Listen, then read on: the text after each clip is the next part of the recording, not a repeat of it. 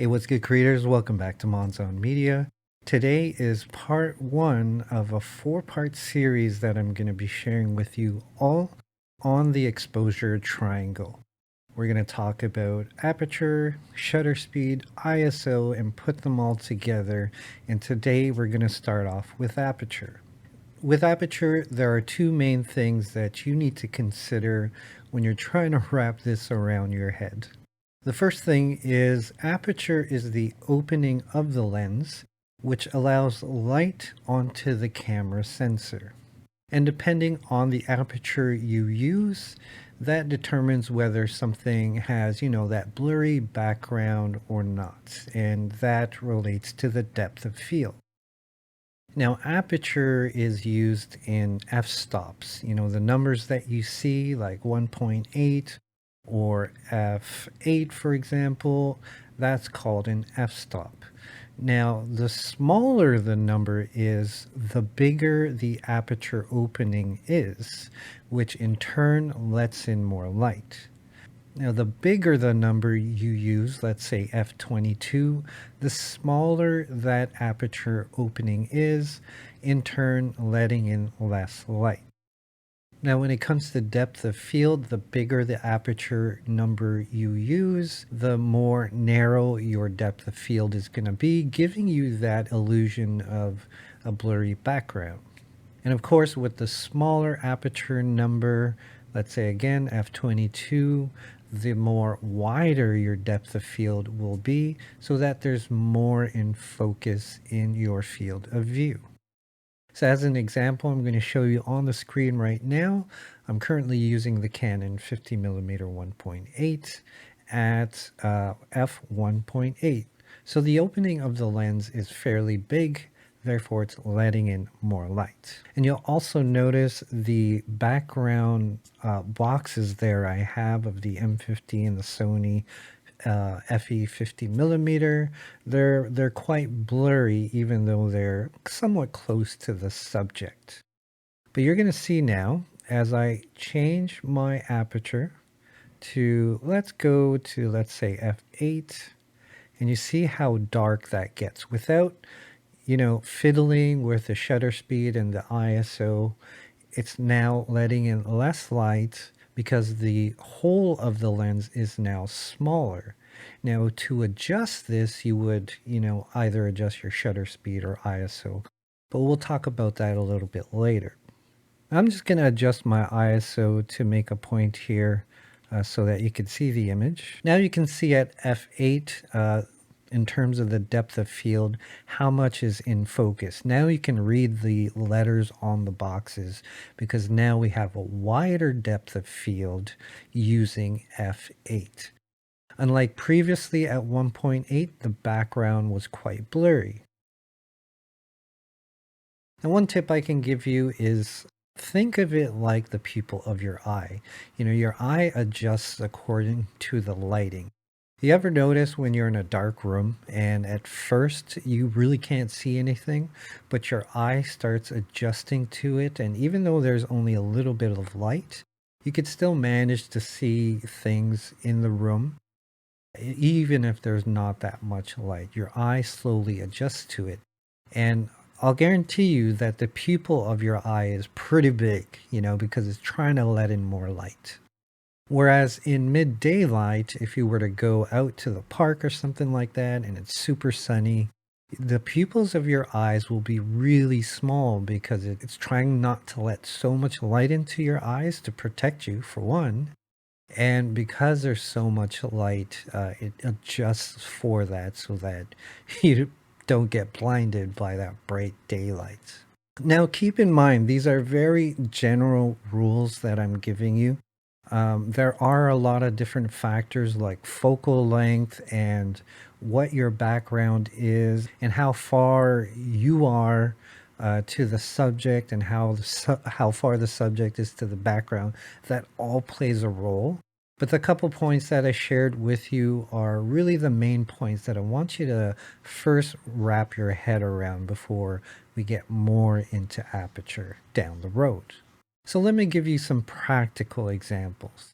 Let's say you want to do portrait headshots. typically people would use a big f-stop number or a big aperture like 1.8 or f2 to get that blurry background.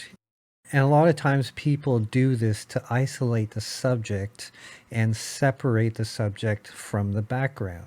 But if I were to do a group picture, let's say of 3 to 5 people, if I were to use f1.8, guess what's going to happen? The person in the middle will be in focus and sharp, but the people on the outside of the photo will be slightly blurry because you're using such a narrow depth of field.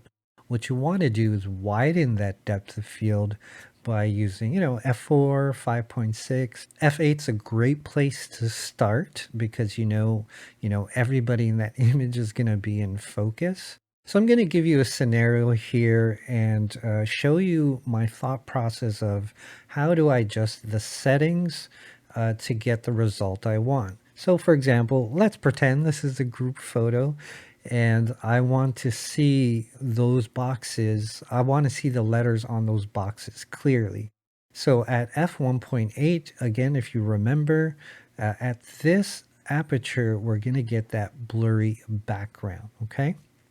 Now, in order to get a wider depth of field, I have to stop down the lens, which means I'm going to change f1.8 to about, let's say, f6.3.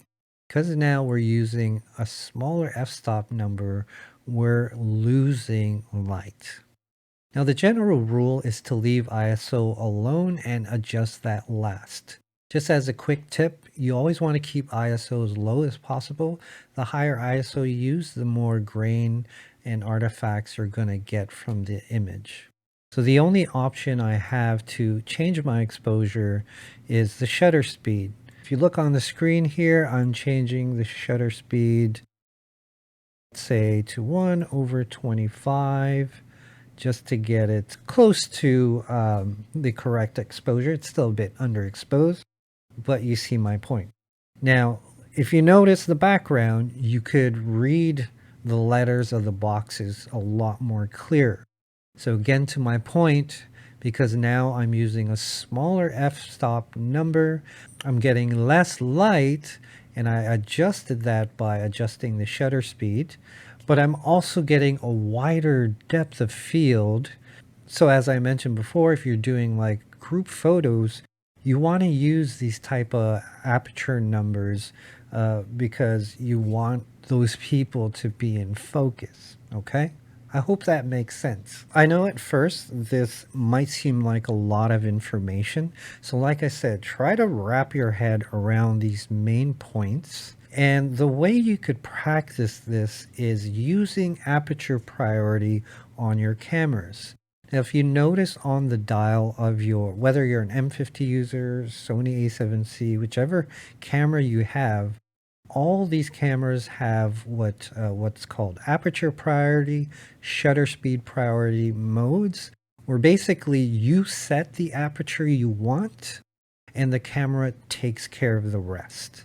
This is the best way to learn each exposure setting without having to go full manual and getting you off automatic. The problem with automatic is that the camera doesn't know your situation. It analyzes the whole scene and makes adjustments accordingly. And usually it does a pretty good job of that. Sometimes it doesn't give you the correct settings because, again, it doesn't know what your subject is. Let me show you an example of using aperture priority.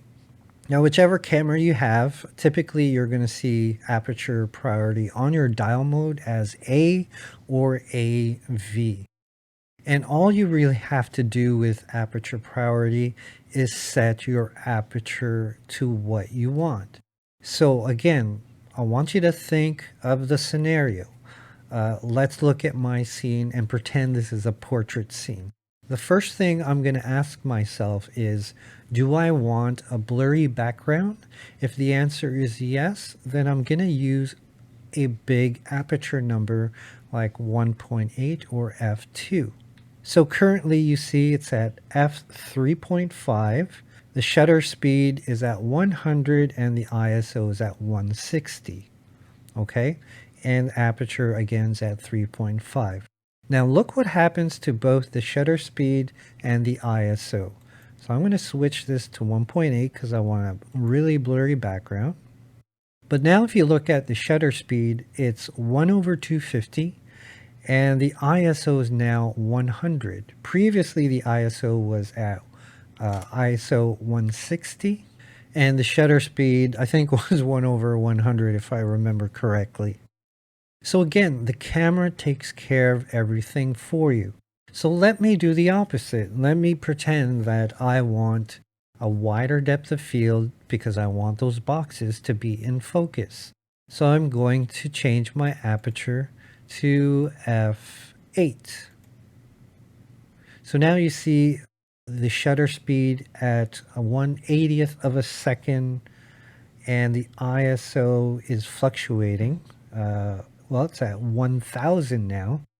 So regardless of your lighting conditions or your situation, the camera's going to take care of everything else. You just have to determine what the aperture is that you want to use. Do you want that blurry background? Or if you're doing landscape photography, do you want more things in focus? Just be aware when you use aperture priority. It's not perfect. You will miss shots. That's why I'm encouraging you guys to get out there and practice with it. Practice preferably in the middle of the day where you have a lot of light. That's the best scenario. But also try it in low light situations. Try it indoor or try it in the shade. As always, if you have any questions, let me know in the comments below. And if you found some value out of this video, please give it a like. It definitely helps my channel. And stick around for part 2, which will come out in a few days. We're going to talk about shutter speed and shutter priority, just like we did with aperture today. So the exposure triangle doesn't have to be difficult, but you do have to take time to learn about it. And hopefully these videos help you get there. But until then, I'll see you when I see you.